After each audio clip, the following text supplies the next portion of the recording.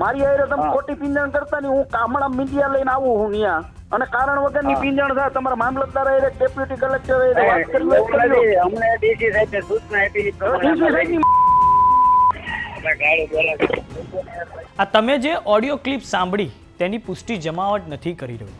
રાજ્યમાં 9મી નવેમ્બરથી મગફળીની ટેકાના ભાવે ખરીદી શરૂ કરવામાં આવી છે. ત્યારે હવે કોંગ્રેસના નેતા લલિત વસોયાને એક અધિકારી સાથેની કથિત ઓડિયો ક્લિપ ખૂબ વાયરલ થઈ રહી છે, જેમાં લલિત વસોયા અધિકારીને બેફામ ગાળો બોલ્યા છે. મગફળીની ખરીદીને લઈને લલિત વસોયાએ અધિકારી પર ખેડૂતોને હેરાન કરવાના આરોપ લગાડ્યા છે. આ ઉપરાંત લલિત વસોયાએ મગફળીની ખરીદીની ગાઈડલાઇનને લઈને સ્પષ્ટીકરણ પણ માંગ્યું છે. આમ લલિત વસોયાએ કથિત ઓડિયો ક્લિપમાં સણસણતા આરોપો એ અધિકારી પર લગાડ્યા છે. તો આ સાંભળો લલિત વસોયાનો એ વાયરલ ઓડિયો ક્લિપ કે જેમાં તેમણે અધિકારી સાથે ગાળાગાળી કરી છે. લલિતભાઈ વસોયા બોલું. હા લલિતભાઈ, એમ નહીં, તમે કીધું એટલે બીજી માંડવી લઈએ. ધોરી હવે તમે એને બે વકલ એક આયરે નથી જોખવી. મારી વાત સાંભળો તમે. બે વકલ તમારે એક આયરે નથી જોખવી. ખેડૂતને આપણે જેટલી મગફળી લઈ આવવાની છે એટલી મગફળી તમારે લેવાની છે. એમાં G2 હોય કે G5 હોય G35 હોય એ આપણે ક્યાં જોવાનું છે? આમાં જે રિપોર્ટ છે ને સાહેબ, એમાં જાડી કે ઝીણી એક જ વકલ હાલે છે. પણ જાડી આટલી અને ઝીણી આટલી. હા, તો હું બે નથી હાલતી તો લઈ ન લઈ. તો એક કામ કરો, હવે હું તમને કહું છું, તમે મને લખીને દો કે એક ખેડૂતને બે આટલી હોય નથી હાલતી, મને લખીને દો તમે. જાડી કે ઝીણી બે માંથી એક લઈ. એક નહીં, તમે મને એમ કહો, હું તમને એમ કહું છું, મારી હારે તમે ખોટી પીંજણ કરતા નહીં. હું કામડા મીડિયા લઈને આવું હું ત્યાં અને કારણ વગરની પીંજણ થાય. તમારા મામલતદાર હારે ડેપ્યુટી કલેક્ટર હારે વાત કરી. અમને ડીસી સાહેબે સૂચના આપી.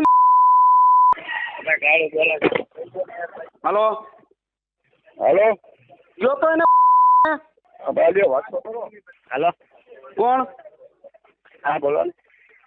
કોણ? વાઢેરભાઈ બોલે? હા બોલો. એમ નથી, તમે મને લખીને દો કે ખેડૂતને અડધી ઝીણી ને અડધી જાડી મગફળી ઉત્પાદન થયું હોય નહીં લેવાની, એવું તમે મને એવું લખીને દો છો ને? ના, હું તો કઈ લખીને નથી દેતો ભાઈ. કેમ? હું તમને ગાઈડલાઈન કોપી આપી આપું ગાઈડલાઈન ની.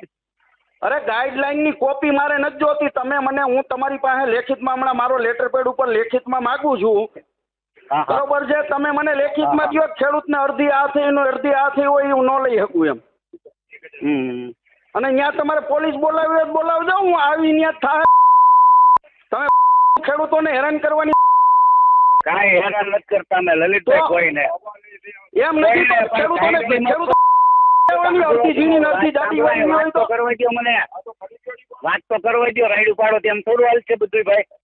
વાત કરીએ કોંગ્રેસની, તો ગુજરાતમાં જે કમોસમી વરસાદનો રાઉન્ડ આવ્યો 23મી ઓક્ટોબરથી લઈને 2 નવેમ્બર સુધીનો, અને આ પછી ખાસ કરીને સૌરાષ્ટ્રમાં જે ખેડૂતોને નુકસાન થયું તો તેને લઈને સૌરાષ્ટ્રમાં કોંગ્રેસ દ્વારા એક ખેડૂત આક્રોશ યાત્રા કાઢવામાં આવી હતી.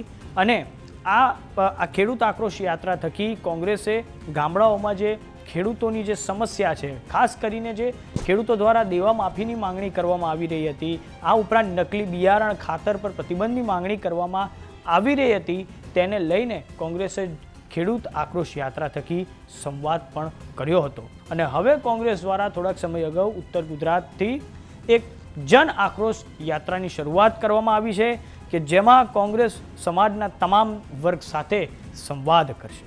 તો લલિત વસોયાની આ ઓડિયો ક્લિપને લઈને તમારું શું માનવું છે અમને કોમેન્ટ બોક્સમાં લખીને જરૂર જણાવો.